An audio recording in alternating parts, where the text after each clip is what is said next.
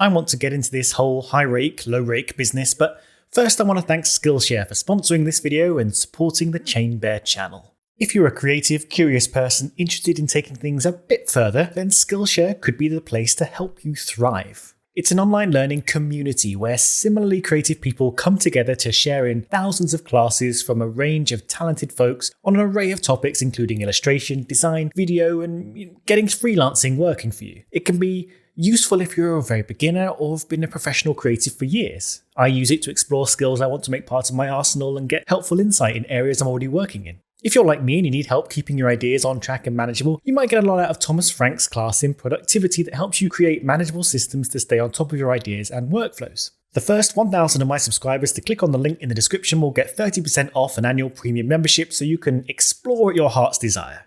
Even if you've already had a free trial of Skillshare, you can still take advantage of this offer. So click the link, let the creative juices flow, and now we go on with the video.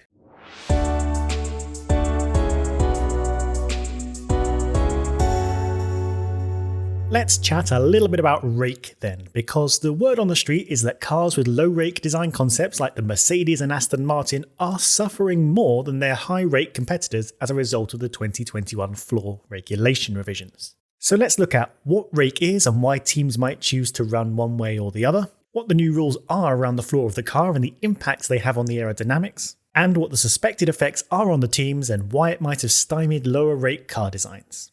And while we're at it, we can take a quick look at the efforts teams are doing to recreate the aerodynamic work taken away from the modified floors. Rake then. If you draw a line along the ground and a line along the floor of the car, the rake is simply how aggressive the angle is between them.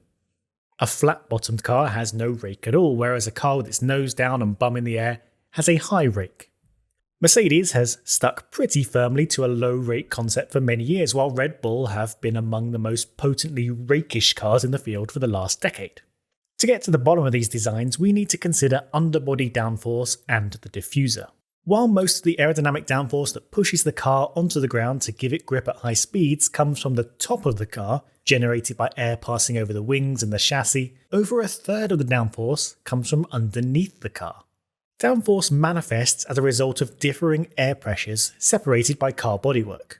If you have high pressure air on the top side of, say, a wing element and low pressure on the underside, this generates a force acting from the high pressure area to the low pressure area, effectively pushing the wing down. As wings are attached to the car, this downward force pushes the whole car down at that point.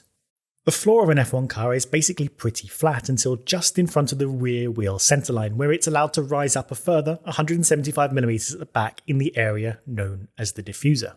This expanding volume underneath the car at the back essentially creates a fast-moving suction of air through the flat, low-lying area of the floor, which is a much lower pressure than the ambient air.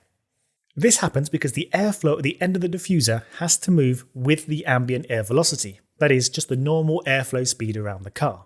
But with much less space to work with, the air under the floor has to move much faster to keep up with the rate of air volume displaced. This low pressure area underneath therefore creates a downforce effect on the car, pulling it down into the ground as the car moves at speed. Now, if we apply some rake to the car, lifting the rear end, essentially we increase space at the back of the car for escaping air, and thereby increase the difference between this gap at the rear and the squeeze at the front, amplifying the power of the diffuser effect and increasing underbody downforce significantly. A higher rake has potentially bigger suction underneath, pulling the car into the ground. Okay, so let's talk downsides.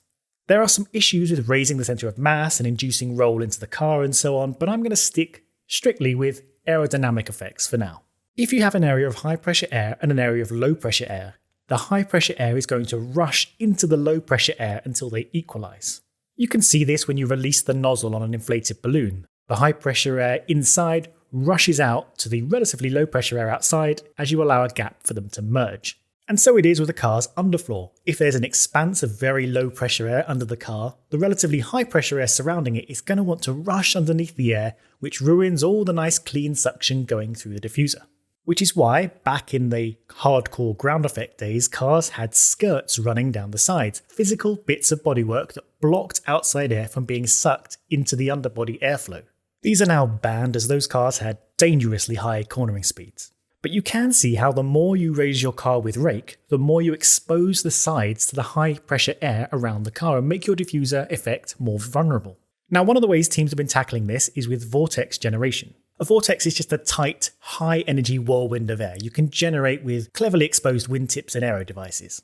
I have an aerodynamics video that goes into this in more detail, but the essential thing you need to know is they can provide an invisible barrier to separate your airflows. So if you have a big, high pressure air volume here and a low pressure air volume here, by generating a big and energetic vortex that runs between them, you can stop the high pressure airflow bleeding into the other.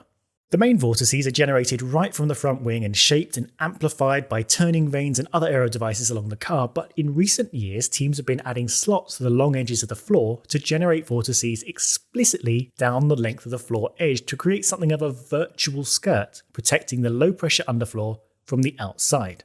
And while we're on floor slots, I should mention Tyre Squirt, which is a hilarious name, but here we are. As the rear tyre rotates at high speed, it pushes air down and around the footprint with the track. The air naturally gets sucked into the low pressure area around the diffuser, which decreases its efficiency. By putting slots around where the tyre meets the floor, it allows some of this high pressure air to escape out and away from the underbody. The diffuser strakes, the tall fences that run along the length of the diffuser, also help to protect the underbody air from outside spill.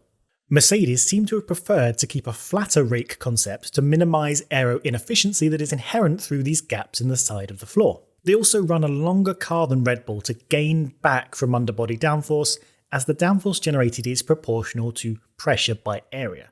So increasing the area of low pressure under the car boosts their downforce. So, up to 2020, we had Red Bull with its more powerful but potentially less efficient diffuser and underbody, and Mercedes with its less powerful but more efficient underfloor.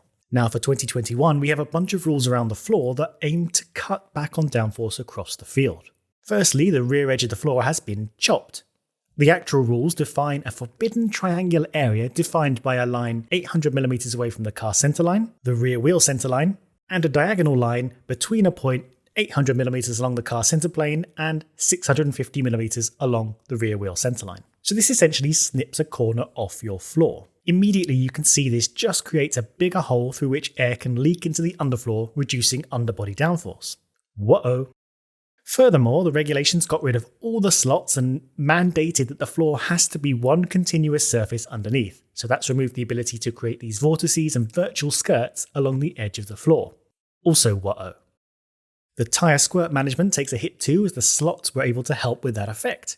Also, mini vanes under the rear brake ducts were made illegal, and they would have helped guide squirted air away from the underbody.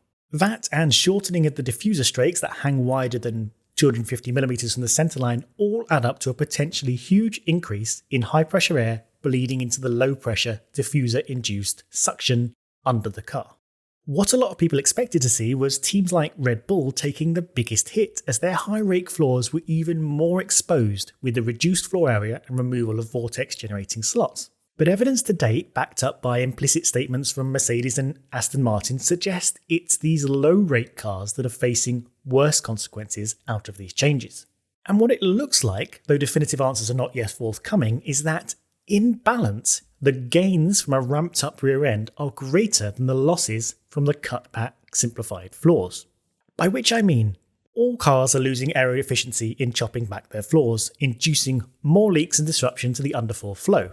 But having a heaving big rake on the cars compensates for those losses far more than cars left with the flatter floors.